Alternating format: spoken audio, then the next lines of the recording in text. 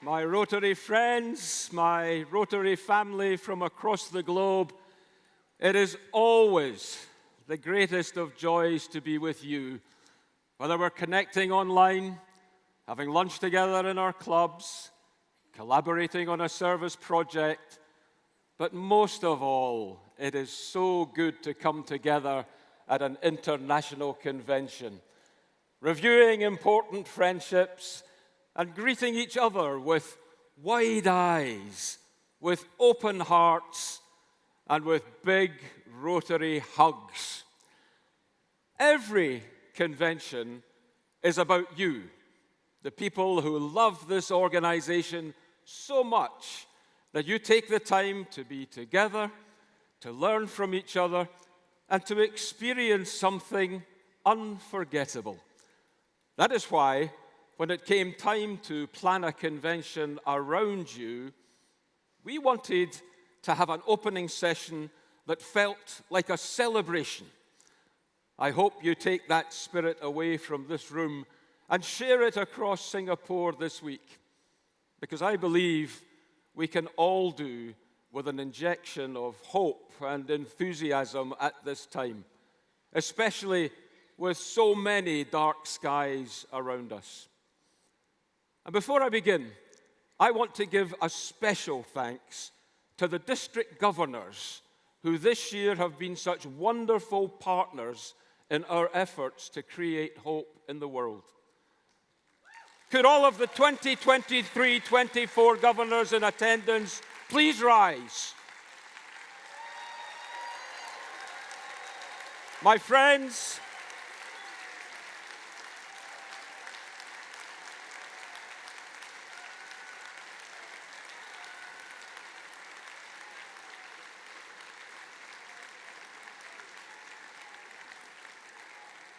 thank you all for your service, and thank you for leading us in such challenging times.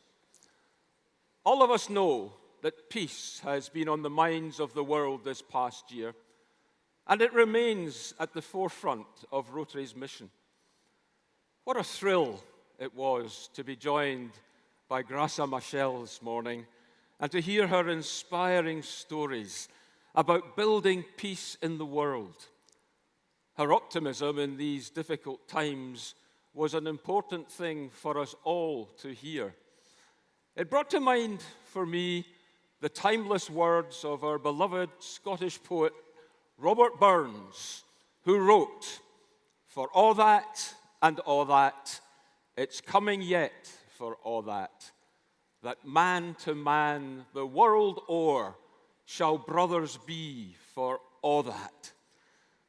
These words speak of our common humanity and our shared desire to build a more peaceful and compassionate world, especially in the times of greatest peril. World peace is a perilous, difficult journey, and we're experiencing some trying moments right now. The troubles of the world affect us deeply because we have friends and sometimes family and neighbors experiencing the heartbreak of destruction and loss. But we are an example of what a better world could be, one where people find common ground across their divides and common purpose in elevating humanity. Through our service projects, our humanitarian efforts, and our systemic approach to peace building and conflict resolution, we can be catalysts for positive change in this world. Peace building isn't about stopping wars. I'm sure all of us would love to have the power to walk into the war zones of the world and say, "Stop this war." Sadly, we don't have that power.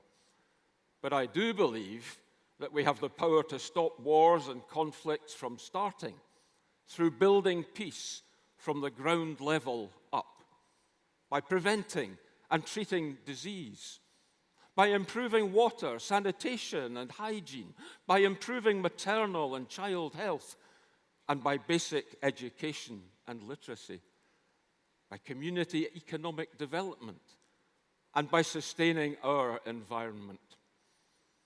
We are so fortunate to have a strategic partnership with the highly respected Institute for Economics and Peace to help us in our mission to create a more peaceful world. I would encourage you to look into how this can help you on your personal journey towards positive peace. When we talk about these high-level ways of building peace, it's important also not to forget the individuals for whom we improve lives and for whom we create a more peaceful and hopeful future. I have been so fortunate to meet hundreds, maybe thousands of such individuals in the past year. But let me introduce just 3 of them to you at this stage. We'll start with Kevin. Kevin is 16 years of age and lives in Buenos Aires. And when we met him last November during a visit to Argentina, we discovered that Kevin can neither hear nor speak. But he is being educated at the Escola Diana, a school which for many years has been funded by Rotary. Through his sign language interpreter, Kevin told us that he hoped to graduate from school this summer and go on to college to become a motor mechanic. His teachers confirmed that this was very likely to happen. And so, Kevin, thank you to Rotary. Thank you to each and every one of you. We'll have the chance of a more hopeful and a more peaceful future. The second of the individuals I'd like to introduce you to is Daphne. Daphne is 16 and lives in Zimbabwe. But we met Daphne in Chandigarh, India in January, when we visited the Fortis Hospital, which for many years has been the location of a project spearheaded by the Rotary Club of Chandigarh, providing life-saving surgeries to young people suffering from congenital heart defects. Daphne had her surgery the day after we met her and has now returned home to Zimbabwe to live a normal, a happy, and an achieving life. Daphne was the 777th patient to benefit from that program. The 777th patient whose life has been saved. The 777th patient who, thanks to Rotary, thanks to each and every one of you, will have the chance of a more hopeful and peaceful future. The third individual I would like to introduce you to is Precious. Precious is 1 year old. And I met her when we visited Lilongwe in Malawi. I met her and her mother at a family health day facilitated by the amazing Rotary Action Group for Family Health and AIDS Prevention. I had the privilege of vaccinating Precious against polio. And in my mind's eye, I can still see those 2 precious drops falling into her mouth. I can also see the look of sheer gratitude in Precious's mother's eyes as she realized that her daughter would be spared the risk of contracting that crippling disease. Yet another example of where Rotary, where you give individuals the chance of a more hopeful and peaceful future. Our commitment to peace and to the individuals we serve places a priority on equipping ourselves and our communities and change makers with the tools to address these issues while treating each other with decency and honoring our shared humanity. Likewise, we won't improve mental health and well-being by ending all human sorrow, pain, or loneliness. Challenges are an inevitable part of life, but we can fight the stigma against reaching out for help. We can make a difference for the people we serve by investing in the tools, the people, the institutions, and the systems that will ensure access to quality, affordable care. And we can do so much more for each other by making our clubs warm, welcoming environments where we care for and actively listen to one another and ensure that every member feels like they belong. Over the last 12 months, Rotary has begun to work to erase the stigma associated with discussions of emotional well-being, raise awareness of mental health needs, and improve access to mental health services. We have made significant progress over the past year, but there is still so much more to do. Tomorrow's session will highlight some of the incredible projects underway in the Rotary world, showcasing the innovative ways in which we are addressing the mental health needs of communities and setting standards for future progress and all our areas of focus. But let us also remember that this work cannot be completed in a mere 12 months, or even 1 year more.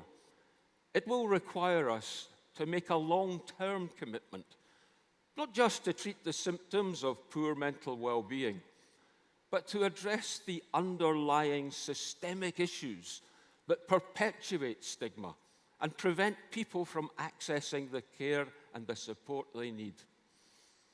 As you probably already know, this issue is deeply personal for me.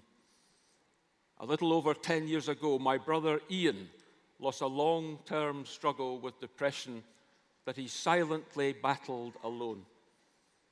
His torment with this terrible disease consumed him and ultimately took his life. And for me and the others who loved him, his loss left us asking, why?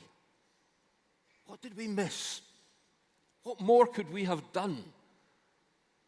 I shared Ian's story not to gain your sympathy, but simply to share my experience that struggles with mental health can affect anyone, including a beloved younger brother with a fine career and a loving, deeply caring family.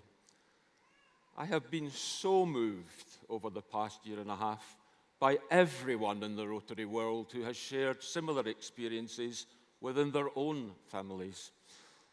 My friends, mental health is a personal and family struggle for so many in this world. But it is also something more. It is a global challenge that affects everything we do. It knows no boundaries of age, of gender, or of race or nationality.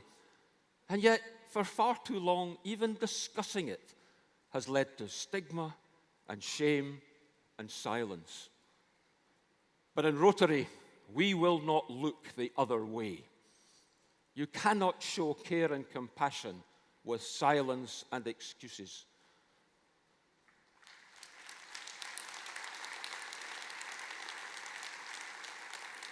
We show it when we stand up, when we speak out, and when we take action. And this is just what we have done. From a village in the Philippines that recently opened a new health and wellness clinic for mothers after their community members took the brave leap to come together and start an informal network of peer-to-peer support groups, to clubs in Colorado in the US, building an endowment fund to ensure mental health professionals receive the right education to serve youth across the state. The clubs around the world taking the time to show care and compassion for one another. Rotary members all over the globe have risen to this challenge. So let us embrace this opportunity with gratitude. Let us embrace it with enthusiasm, and let us embrace it with a renewed sense of purpose. Let us celebrate the incredible work that we have accomplished together, and let us look forward to the countless possibilities that lie ahead. Thank you, my friends, for your unwavering dedication, for your boundless generosity and your tireless commitment to the ideals of Rotary. May this international convention be a time of inspiration, a time of connection, and a time of transformation. And may we leave here even more determined than ever to be the change that we wish to see in this world. Thank you very much.